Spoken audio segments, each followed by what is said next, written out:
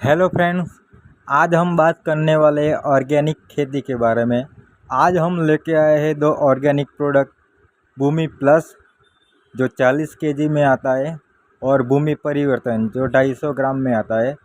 ये दो प्रोडक्ट को हमें मिक्स करना होता है। मिक्स करने के बाद हमारी जो फसल हो उसमें हमें छिड़काव करना होता है।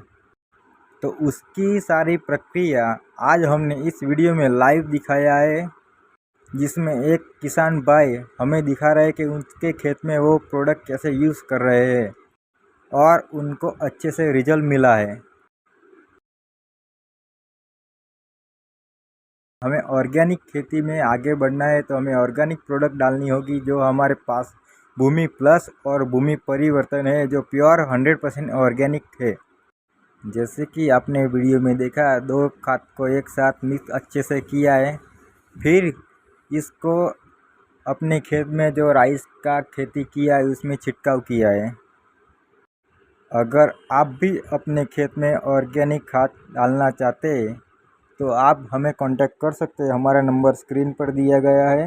ऐसे असंख्य रिजल्ट हमने लिए हैं और आगे कई किसानों को हमें ये सिखाना है कि ऑर्गेनिक खेती करनी है।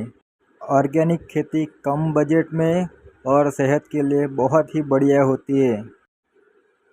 हमारा एड्रेस है नडियाद मंजीपुरा रोड, रंग उपवन पार्टी प्लॉट के सामने लक्ष्मी पूजन शॉप।